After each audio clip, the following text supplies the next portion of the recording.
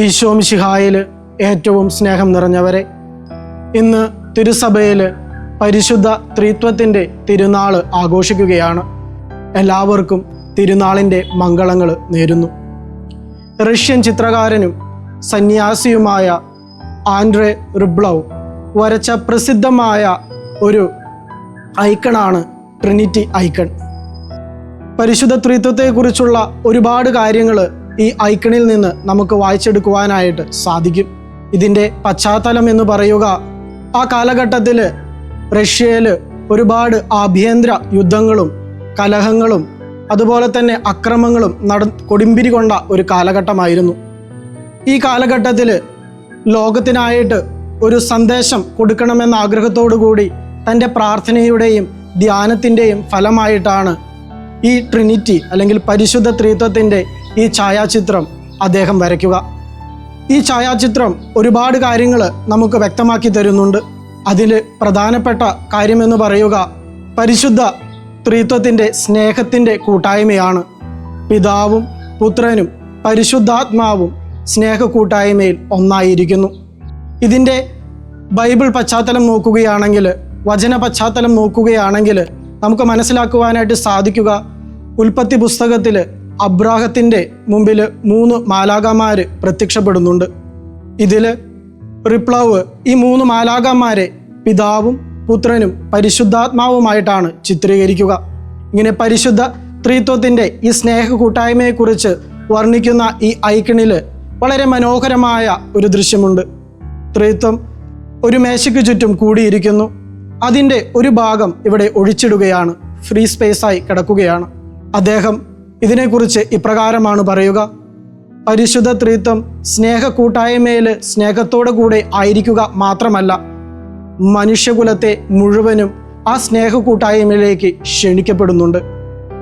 അതുകൊണ്ട് യുദ്ധങ്ങളും കലഹങ്ങളും അക്രമങ്ങളും വൈരാഗ്യങ്ങളും എല്ലാം അവസാനിപ്പിച്ച് നാം എല്ലാവരും ഈ സ്നേഹ കൂട്ടായ്മയിലേക്ക് ചേരണമെന്ന് ഈ ഐക്കൺ നമ്മെ ഉദ്ബോധിപ്പിക്കുന്നു.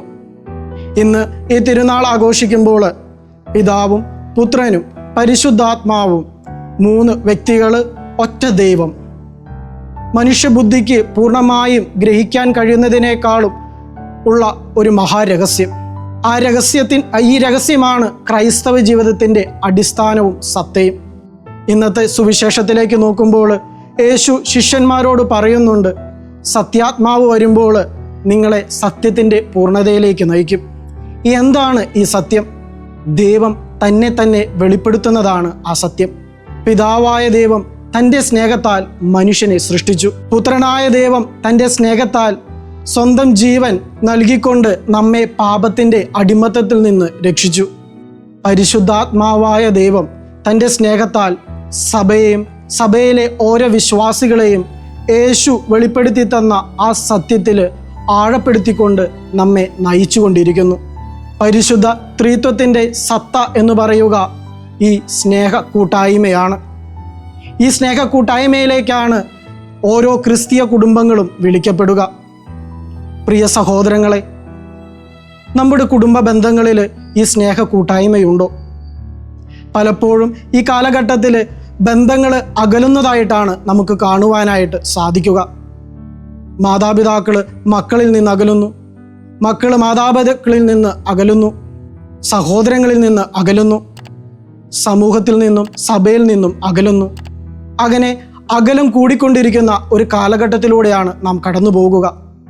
ഈ കാലഘട്ടത്തിൽ പരിശുദ്ധ ത്രിത്വം നമുക്ക് വലിയ വെല്ലുവിളികൾ ഉയർത്തുന്നുണ്ട്. പരസ്പരം സ്നേഹിക്കുവാനായിട്ട്, പരസ്പരം മനസ്സിലാക്കുവാനായിട്ട്, പരസ്പരം ബഹുമാനിക്കുവാനായിട്ട് പരിശുദ്ധ ത്രിത്വം നമ്മെ വെല്ലുവിളിക്കുന്നു.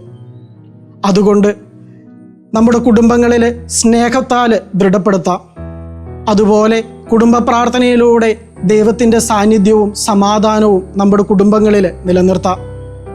സഭയോടും സമൂഹത്തോടും ചേർന്ന് നിന്നുകൊണ്ട് നമുക്ക് പ്രവർത്തിക്കാം, നന്മകൾ ചെയ്യാം. ഭക്ഷണമേശയിൽ ഒരുമിച്ചിരുന്നു കൊണ്ട് ഹൃദയവും നമ്മുടെ ചിന്തകളും നമ്മുടെ കുടുംബാംഗങ്ങളുമായി പങ്കുവയ്ക്കാം. പരിശുദ്ധ ത്രിത്വം എന്ന് പറയുക ഒരു ദൈവശാസ്ത്ര പഠനം മാത്രമല്ല, അതിലുപരി പരിശുദ്ധ ത്രിത്വം നമ്മുടെ മുമ്പിലോട്ട് വയ്ക്കുന്ന ഒരു ജീവിത ശൈലിയുണ്ട്.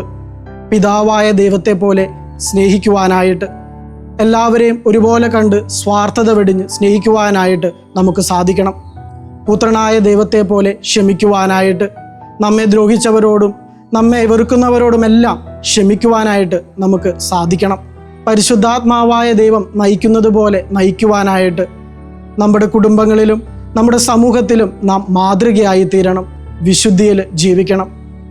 ഇന്ന് നാം ഈ തിരുനാൾ ആഘോഷിക്കുമ്പോൾ നമ്മുടെ കുടുംബങ്ങളെ സ്നേഹത്താൽ ദൃഢപ്പെടുത്താം. അതിനായിട്ട് പരസ്പരം സ്നേഹിച്ചുകൊണ്ട്, പരസ്പരം ക്ഷമിച്ചുകൊണ്ട് വിശുദ്ധിയിൽ ജീവിക്കുവാനായിട്ട് നമുക്ക് പരിശ്രമിക്കാം. അതിനായിട്ട് ദൈവം നമ്മെ ഓരോരുത്തരെയും അനുഗ്രഹിക്കട്ടെ. ആമേൻ.